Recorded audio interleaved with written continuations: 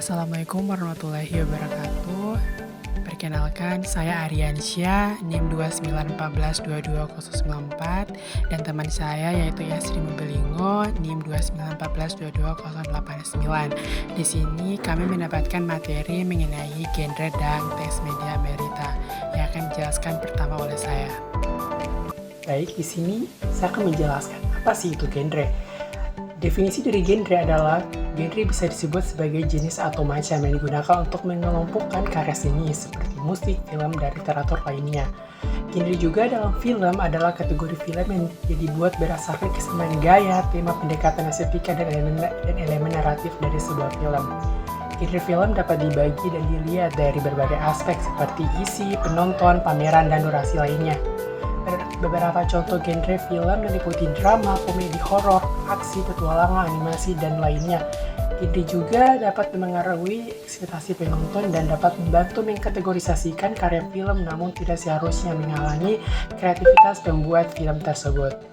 Tujuan dari genre dan teks media.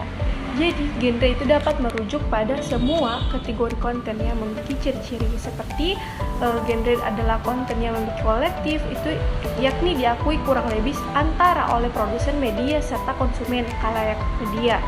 Yang kedua, identitas atau definisi ini berkaitan dengan tujuan, misalnya informasi, hiburan, atau semacamnya.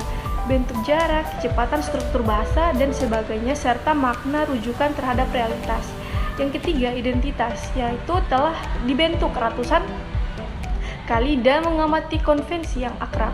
Bentuk budaya diabadikan melalui juga dapat berubah dan berkembang di dalam mekarang ke genre yang asli. Yang terakhir itu genre sendiri akan mengikuti struktur narasi dan tema dasar genre dapat membantu media massa dan mengharapkan dari khalayak. Jadi, genre adalah alat praktis untuk membantu media massa, membantu konsistensi dan efisien, dan membantu penggunaan khalayak dan membantu pengguna individu untuk merencanakan pilihan. Genre film menurut Edward Tudor dapat diartikan sebagai klasifikasi atau jenis dari film yang dibuat yang memiliki pola khas, setting, karakter cerita maupun tema. Genre film berfungsi sebagai alat untuk mempermudah memilih film-film yang dicari sesuai dengan spesifikasi serta sebagai sarana antisipasi dari penonton terhadap film yang akan ditonton. Baik, di sini selanjutnya mengenai contoh genre. Yang dimana contoh genre di sini itu memiliki beberapa contoh, yaitu pertama ada dokumenter, di mana dokumenter itu menyajikan video dokumentasi yang faktual dan diulas secara rinci seperti Living, Neverland, Friends and Runner, and The Social Dilemma. Yang kedua itu ada drama. Dia itu menceritakan kisah cinta, hubungan romantis, dan kasih sayang keluarga. Yang ketiga ada komedi. Dia menampilkan cerita yang lucu dan menarik dengan fokus pada tokoh, adegan percakapan, dan alur cerita. Empat yaitu ada horor, menyampaikan rasa takut dan ketegangan dengan kisah yang menceritakan tokoh dan pertemuannya. Yang kelima yaitu ada petualangan. Di sini itu lebih berfokus pada serangan fisik dan perjuangan hidup serta kemampuan tokoh. Yaitu keenam ada aksi, yaitu dia menampilkan kejutan, kemampuan dan serangan yang menarik dengan berfokus pada efek visual dan creepy. Yang terakhir itu ada animasi. Di sini itu menggunakan teknologi animasi untuk menampilkan karakter dan cerita yang menarik. Sini itu mengenai tipologi genre. Tipologi genre di sini itu pada film dapat diartikan sebagai pengelompokan atau klasifikasi film berdasarkan ciri-ciri tertentu.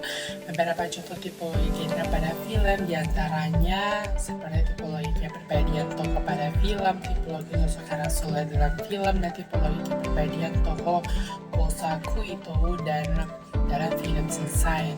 Selain itu juga terdapat beberapa genre film yang umum seperti komedi, horor, petualangan, hasil animasi, dokumenter, drama, dan fantasi dan fiksi ilmiah.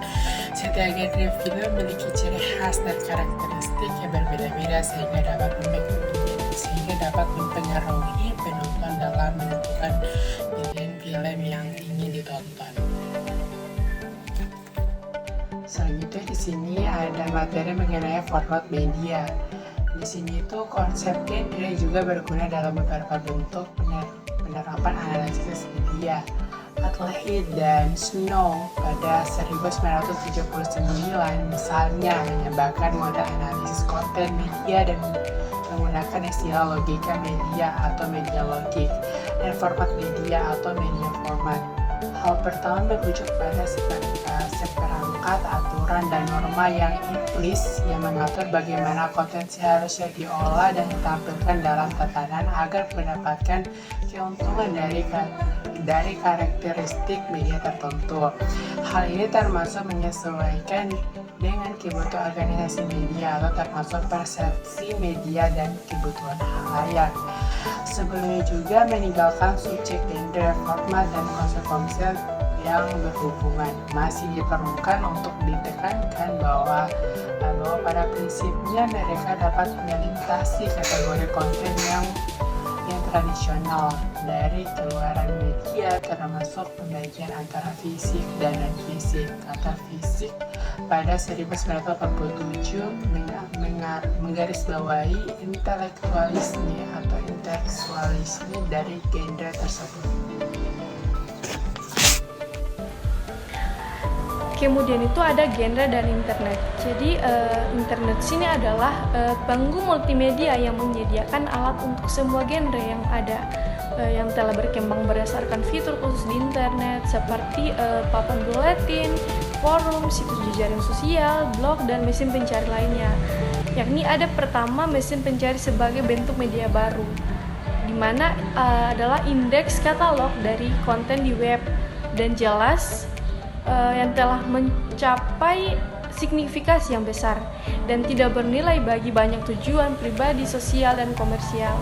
Jadi mesin pencari ini memiliki kecenderungan alamiah untuk memonopoli biaya hampir sepenuhnya oleh iklan atau pembayaran. Jadi dibedakan dan sensor dipraktikkan telah berbaur sebagai dengan dampak yang berpotensi negatif bagi kualitas berita. Kita di sini mempunyai beberapa pengamatan yang dapat diterapkan dalam konsep umum genre. Yang pertama yaitu ada internet.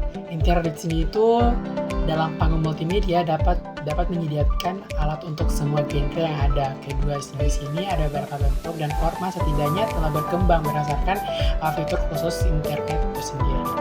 Di selanjutnya itu ada genre berita, di mana berita adalah model surat kabar dari media masa modern. Berbeda dan berita adalah resep inti dari surat kabar. Berita mendapat perhatian khusus dalam berdiskusi konten media dan membedakan komponen dari bentuk media cetak lainnya. Jadi apa sih itu berita? Berita adalah salah satu metafisika dalam media berdasarkan intuisi, perasaan, dan penilaian dari dalam diri. Memberikan lebih banyak perhatian kepada perlengkapan inti dari pelaporan berita. Yang kedua itu kondisi fakta, di mana berita secara jelas berhubungan dengan kecerahan objektivitas dalam artian fakta dan kondisi faktualnya. Bahasa berita adalah linear, menggabungkan laporan peristiwa ke dalam dimensi tunggal, menggambarkan ciri-ciri akrab dari narasi berita yang disampaikan dalam tata bahasa lampau, menghindari aturan yang berkaitan dengan fiksi dan mengamati gaya naratif.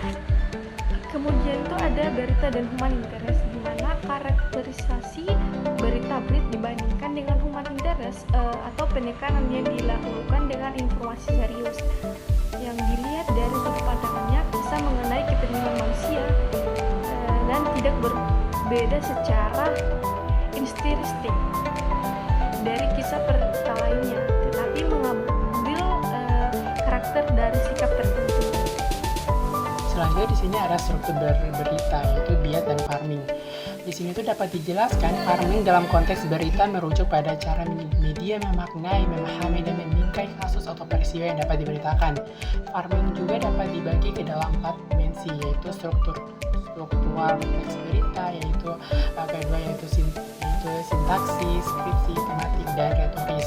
Selain itu, farming juga dapat terjadi dalam berita online seperti dalam pemilihan wali kota Makassar. Selain itu juga terdapat juga analisis mengenai bias media yang terjadi karena berbagai alasan dan dapat mempengaruhi konstruksi berita.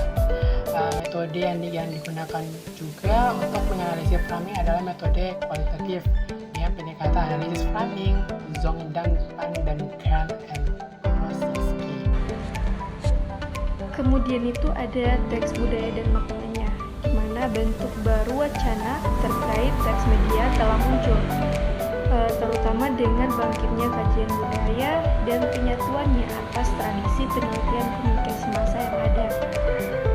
Asal mulai kajian budaya cukup beragam, termasuk literatur tradisional dan analisis linguistik, atau teks seriologi dan teori Marxis. Upaya yang cukup signifikasi dibuat oleh Fiske pada tahun 1987 untuk menyatukan teori-teori yang tersebar, terutama itu untuk tujuan menganalisis dan memahami budaya, yaitu televisi yang populer.